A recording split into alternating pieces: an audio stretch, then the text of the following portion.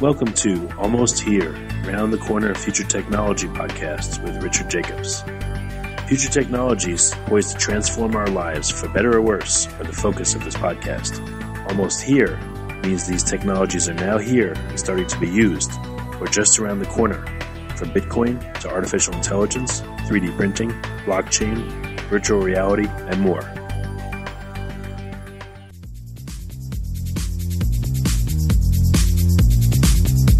Coming to Dallas, Texas, September 14th, 15th, and 16th, 2018, the Blockchain and Future Tech Expo. This is going to be a gigantic conference of over 5,000 people.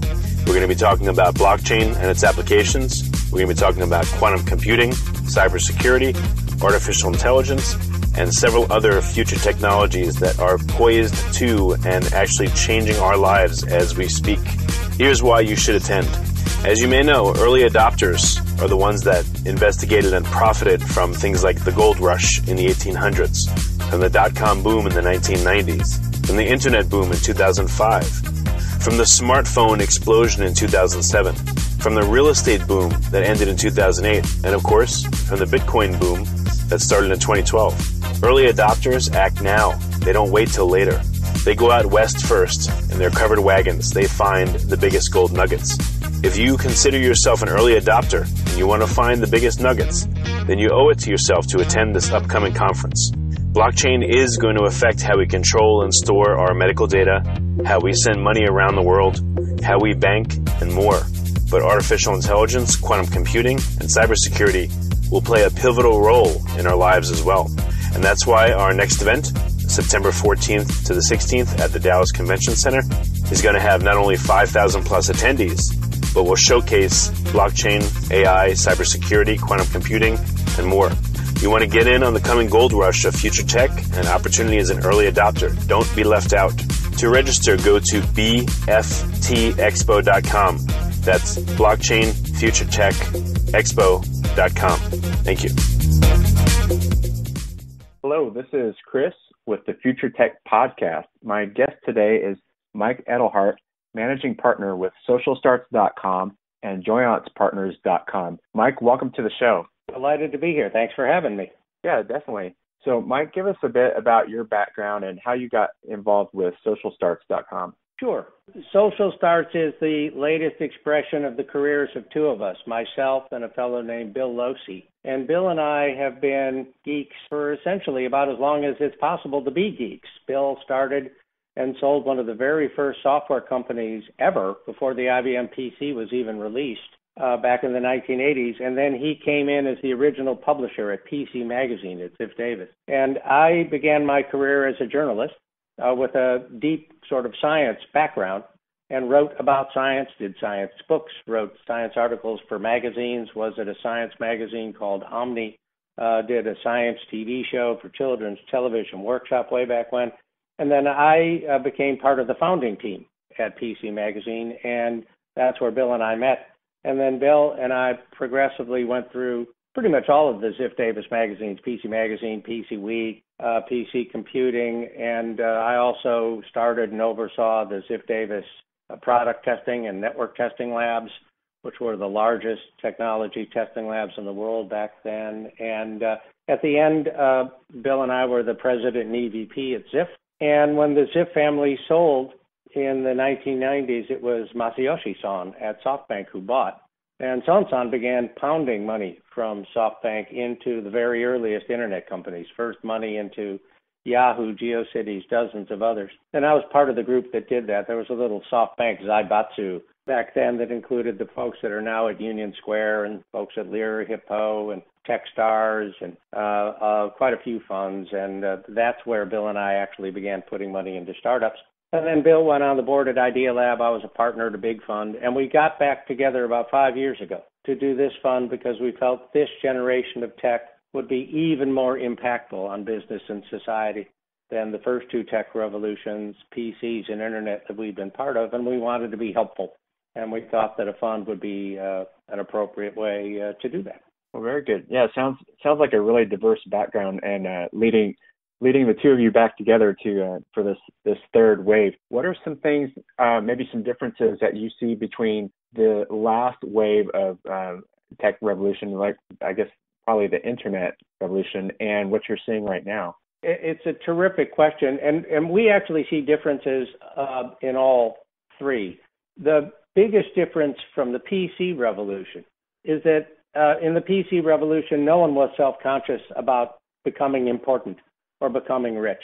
It was inconceivable in the early days of the PC revolution. In fact, most of us who were involved back then were made fun of, those poor losers.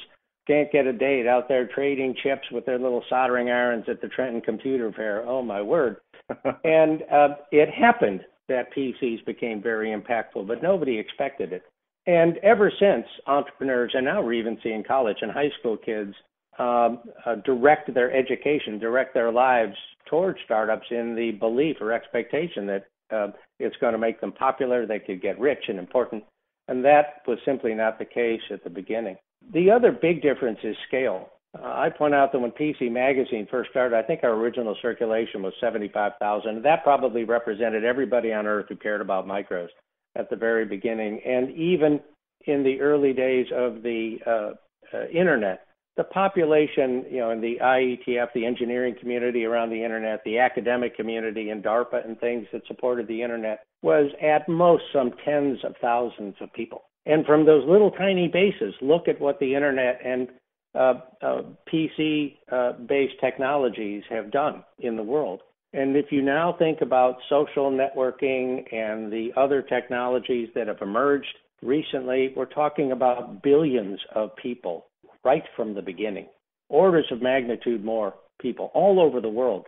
And so we think the current generation of tech is simply going to leave nothing unchanged. And we're excited to, in our own way, be helpful in finding extraordinary people and helping them take the early stages toward essentially creating the future. Very good. Now, tell us about how socialstarts.com is helping with that. And if we can kind of get into Joyance Partners as well.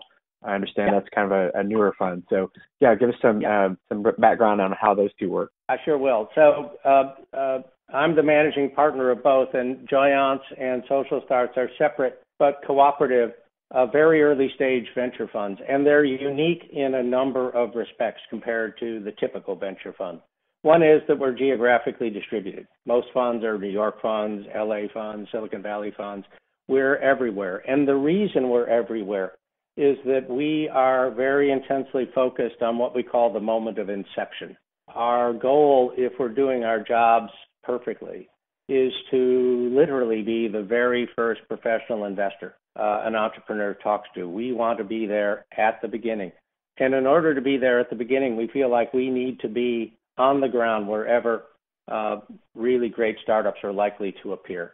And so we're not in one place. And we're also not in one category. So many funds will say we're a medical device fund, we're a blockchain fund, or we're a SaaS fund. We're a fund about whatever our research indicates is going to be the next change in human behavior and the next change in tech that is getting ready to go up the adoption and value curve. So we change what we focus on over time based on that analysis. And the third thing that's unique is we're extremely intense in our research and outreach, finding new teams. We are geeks. We ran big labs. We're data-oriented and tech-oriented folks. So we have software that finds new teams. We do social signaling, physical outreach, a whole range of techniques to essentially be aware of every brand new team in the areas of investment focus that we have identified.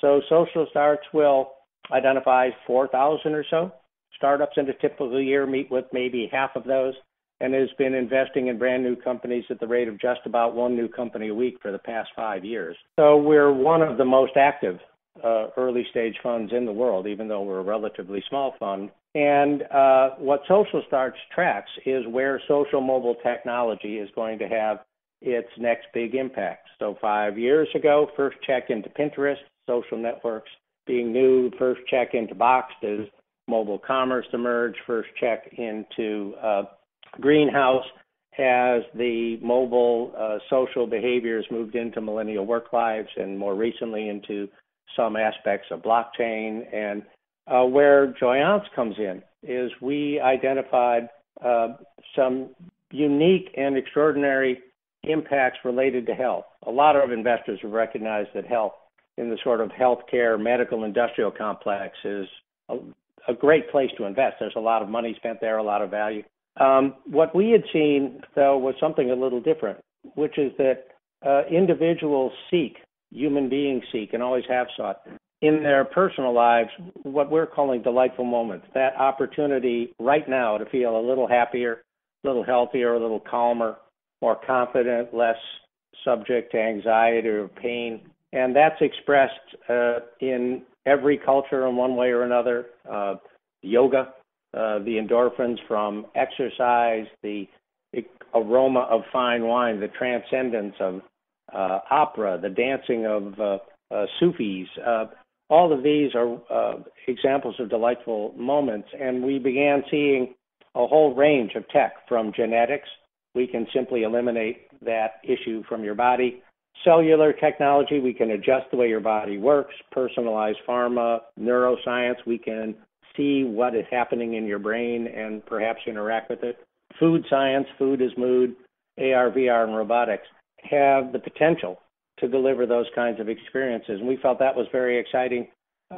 Our partners agreed, and so Joyance emerged using the same kinds of techniques to be there at the very beginning in the technological vectors of happiness. Started investing in October, and we just actually announced Joyance formally this week. Oh, very good. Yeah, I'm curious to know about that happiness factor and the idea of investing in companies that are starting on that. What are your kind of initial type of companies that you're in right now? It's a great question. We have, just to give you a sense of sort of what we do and how we do it, in Joyance, which has only been active since October, we've identified and evaluated just about 1,500 companies. And these companies are in areas related to biosciences, certain aspects of biosciences, certain aspects of neuroscience, and certain aspects of AI. I'll give you some examples. So one company, our very first investment, is a company called Aromyx, Aromyx, which comes from Stanford primarily and is digitized taste and smell using some traditional techniques but augmented by AIs to make it much more precise than has ever been possible before. And that has impacts both in the physical world. Here's a medicine that's incredibly important for you to take. It smells horrible and tastes worse, but now it doesn't. The other is, here's something really healthy, but it smells and tastes just like Coca-Cola. We have another called Giant, which is sort of not spelled as you'd expect, Gyant. And Giant is a bot. There are a lot of bots out there, and most of them we think are kind of ahead of their time. But in this case, the bot completely replicates the kind of experience you would have with a triage nurse, the kind of human being you would get if you call the 1-800 number there, give you from your insurance company. And that's an incredibly structured interaction. And so it works really well. It feels just like you're talking to a triage nurse. It is less expensive for the insurance company, but it also produces perfect analytics on what the person asked, what their tone of voice was, a whole range of things. And it came out of the accelerator program at Cedars-Sinai Hospital. And just the fact that Cedars-Sinai Hospital has an accelerator program tells you something. We have a company called Thrive, which is personalized probiotics based on a really deep dive of your gut biome. A company called Figure 8, which is plyometric tape. That sort of black tape you see athletes wearing, except this plyometric tape is smart. It can actually see inside your body while you are moving and see what is happening to your muscles and ligaments and all that, so your trainer can perfect your training, perfect your rehab. And just one more from the VR side, Depth Kit, which is essentially a way to tell human stories in VR. So where VR comes into this notion of joy isn't so much changing your body, but changing your context. So terrible what happened to your legs while you were serving in Afghanistan, but great that we climbed Kilimanjaro together in VR yesterday with all the psychological and emotional benefits that come with it. So what DepKit does is it allows anybody who's creative using normal cameras to tell a human story in 3D, full 3D, and drop it into Unity or any of the other VR platforms. So think of it as low-cost VR green screen, much, much lower cost than has ever been possible before. So they're being featured in places like Sundance and the Tribeca Film Festival, and are getting a lot of attention from the creative community as a way to begin telling human stories in VR. So it gives you a sense of the kinds of things we're seeing. Yeah, those VR immersion things. I was recently at a indoor skydiving place, and they had they added some VR goggles onto the experience, and I didn't get a chance to do it then. I know I will eventually, but just the idea of being really there in that experience that I normally wouldn't go out and do, that's just incredible. And the emotional side of it, the impact of it, I can totally relate to that, and I'm sure many of our audience members can as well. Yep, exactly. And there are use cases. So with VR in particular, there's a little bit of a natural tendency to think that's going to be entertainment. But the biggest impacts from VR may actually not be in entertainment. And here are a couple of examples. We're seeing this right now. We're evaluating companies that do this. VR, properly applied, appears to be incredibly effective at pain management post-surgery. So it's being used to reduce the pain of surgery in children instead of opiates. And what happens is it turns out when the brain is flooded with evocative sensation, and that's what VR really provides. It just can saturate your brain with things to react to. The brain borrows resources from other parts of the brain, leaving less of the brain to process the pain. So the physical pain doesn't change, but the perception of pain goes down. And in the early applications, appears to go down just about as much as opiates would. And with the opiate crisis and the need to find ways to treat difficult situations like this, it's looking really interesting. And the other is VR as a component of sort of a whole system related to mindfulness, being calm, getting over anxiety states. So in the past, there's been guided meditation. You're walking down a long hallway, you see a golden stare and all that kind of thing. But what's happening now is with the biologics going on. Here's the VR saying, here's a waterfall, here's a sunset, here's beautiful birds at dawn. And the biosensors are going, the birds at dawn worked. His heart rate went down. His breathing went down. He is calmer now. Let's keep going. And so there's an ability to use the VR as a way to maximize the impact of things like meditation or even certain kinds of psychiatric interactions, and possibly help folks with things like PTSD, societal disenfranchisement and things like that. We're seeing really interesting, powerful potential in a number of these technologies. Yeah, definitely.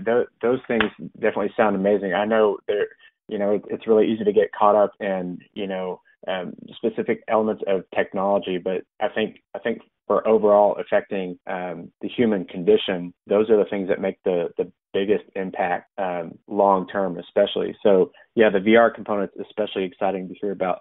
You mentioned a couple of other things as well. I know you mentioned food as mood in the beginning, and also robotics as well. What kind of things are you involved in those senses? Sure. And I'd say right now we're more in exploration than investment, but I'm sure we will invest in both of those based on our explorations. In food, there are really three aspects of it. One is the fact that technology seems to have reached the point of being able to create entirely new foods. So we are looking at companies that are creating meatless meat and fishless fish that biologically and chemically are meat, are fish, or have all of the characteristics of meat and fish. And so there's just whole new foods, whole new ways to feed people or potentially produce delight without negative consequences that may come from some traditional foods. Another example we're seeing, this is a real company in the Bay Area creating biologically perfect breast milk without mothers. So right now you either have breast milk, which you need your mom, or somebody who stands in for your mom, or formula, which doesn't have the protective immune system benefits and other benefits of breast milk. And now it looks like we're going to be able to see non-breast milk breast milk that is chemically and biologically identical, which will potentially make children simply healthier and transform that whole business. That traditional formula could be completely overmatched by a new generation. The second is new kinds of ingredients. So we're about delight and experiencing something you've never experienced before that sort of stretches your the world that you interact with. So the first time you had sriracha sauce, or the first time you had sushi, or things like, or even more recently, the flavor of turmeric and things. So we're very interested in new ingredients, particularly those that have health aspects. An example there are certain kinds of sugars, not the typical sugars we see today, but sugar science is known about for years, but they're very, very rare and extremely hard to get at. And now with new techniques, it becomes much easier to create them. And some of these rare sugars actually burn calories. So imagine putting sugar in your coffee and you're going to burn more calories than if you didn't have it. But it tastes like sugar. And the third is this growing recognition in science that your gut biome, all the microorganisms and things in your gut, in your digestive system, and your brain are quite deeply interwoven. And that by adjusting the gut biome, it is literally possible to adjust mood. And that means when we talk about food as mood, certain kinds of food may actually be able to help people in the way that, say, serotonin uptake inhibitors help folks with depression, or certain kinds of drugs help folks with anxiety. And medically, that means rather than waiting 20 years and saying, oh, you got an ulcer, now you've been so anxious, to begin interacting with these little changes right in the moment, so that the long-term problems that come from the stress or strain, the intrusion in your body won't happen, because it's being essentially smoothed out in the moment by the food you eat, literally. And in terms of robotics, very early. We are looking at one company now, but it's pretty early. The long-term thing is this notion of hyper-enablement. So in the past, if something terrible happened and the grinding machine at work chopped your hand off, you are now less able than you were before. But we're seeing, plug-and-play bus structures for prosthetics and things. So that means you might actually be more enabled than you were before, because your plug-and-play hand, you have one for work, you have one for tennis, you have one for cooking, you have one for romance. Your hand is like super hand. And, the current sort of expression of that is, why do the athletes that have curved metal legs, who don't have full-length legs, not run in the Olympics? It isn't because they're slower than the regular athletes. It's because they're faster. So we think there's going to be rather a revolution there. We're starting to see robotic-type systems that can stand in for sight. We have one company we've invested in that allows individuals who cannot hear in the traditional sense to hear through their skin. Hear through their skin. Yeah. Wow. I know it sounds a little odd, but imagine you have a watch, and the watch is picking up sounds in a very sophisticated way and is producing patterns of pressure on your skin that you can rather quickly, I've actually used it, recognize, oh, that was the sound of a slamming door. That was the word hello. I can tell from the little teeny tiny pressure on my skin that was the word hello. And so folks that are profoundly deaf can hear. Wow. That's amazing. It's a lot of fun. And both of our funds are looking at these kinds of things from their own perspective. The sci-fi stuff is intellectually really intriguing, and we think could have a big benefit. But right now, the area of investment focus that's most intense for us and producing the most value is what we call digitally native vertical brands. And the products there can seem pretty straightforward: sweaters, shoes, all kinds of things. But the rising generation doesn't like going into stores as much as previous generations. In fact, they really don't like going into stores. And they like the experience of digital interaction, the community that comes with it, and the businesses that create products that way have better economics than traditional retailers and know more about their audiences and have real community. And we think they're putting enormous pressure on traditional stores. I'm not sure how a traditional store could, in the long run, compete with someone who can make better products cheaper, have a deeper relationship with the customer, and a more efficient operation. So we've invested in a number of those. And the Dom that makes high-end cashmere sweaters helps, gets more money to the guys in Mongolia who grow the goats, sells the sweaters for half the price a traditional store would sell them for, and makes as much money.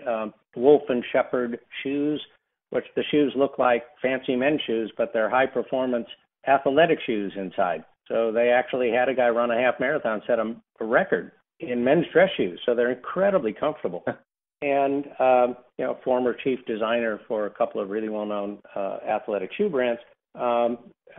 It's just a better product sold in a more sophisticated way. And and that too is a form of delight and moves in the direction of how are you going to sell personalized products, not off a shelf in a Walgreens. There have to be more conversational, flexible, individualized way to create and sell these products, because your product won't be the same as mine. It's interesting to think long-term what that does to brick and mortar stores and how they're changing their models. And, eventually what we see is I guess back in the 80s, the malls were the big thing. And imagining what landscape, the physical landscape would look like without the shops there that you go to, and imagine how that changes just general day-to-day stuff in life, period. So, yeah, it's fascinating to think about those long-term things. So, Mike... it is, for sure. If you walk down the street in Manhattan now, you see a lot of for rent signs. Yeah, definitely. So, Mike, we're running a little bit short on time. I was wondering, where can people find out more about you and the two funds that you are managing? Well, www.socialstarts.com and joyancepartners.com. Joyance is a medieval word for delight. And our portfolio companies are listed there, and you can reach out to me through those. You can reach out to me, Mike Edelhart, through LinkedIn.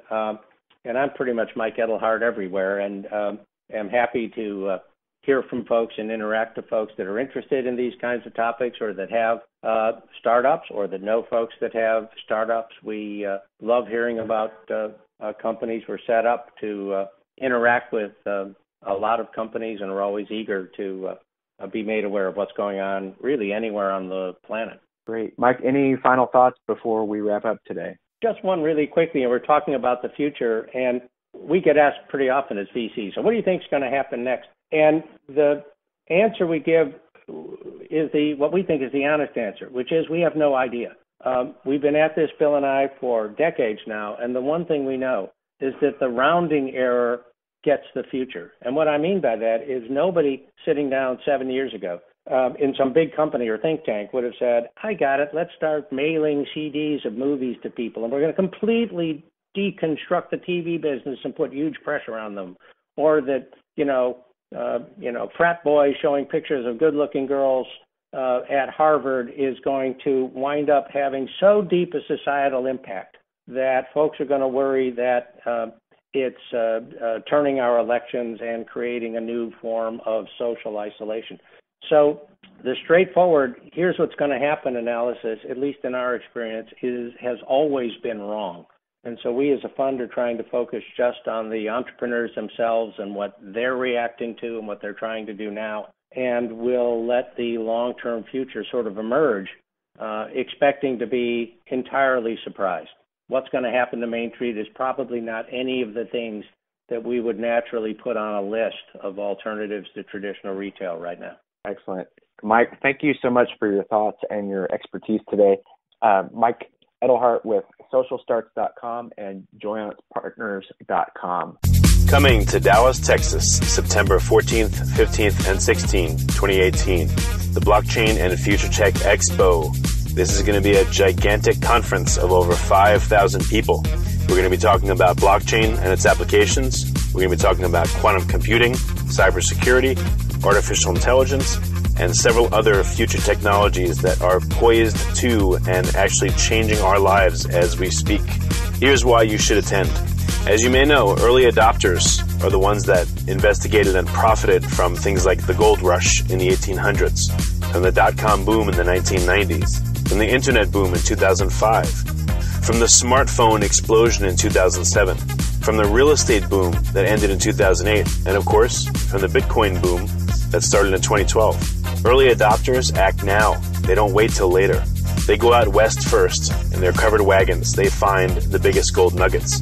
If you consider yourself an early adopter and you want to find the biggest nuggets, then you owe it to yourself to attend this upcoming conference. Blockchain is going to affect how we control and store our medical data, how we send money around the world, how we bank, and more. But artificial intelligence, quantum computing, and cybersecurity will play a pivotal role in our lives as well. And that's why our next event, September 14th to the 16th at the Dallas Convention Center, is going to have not only 5,000 plus attendees, but will showcase blockchain, AI, cybersecurity, quantum computing, and more. You want to get in on the coming gold rush of future tech and opportunity as an early adopter. Don't be left out. To register, go to bftexpo.com. That's blockchainfuturetechexpo.com. Thank you. You have been listening to Almost Here, Around the Corner Future Technology podcast with Richard Jacobs. Subscribe to this podcast, post a review to discover more future technologies that are poised to transform our lives for better or worse, such as Bitcoin, artificial intelligence, 3D printing, blockchain, virtual reality, and more.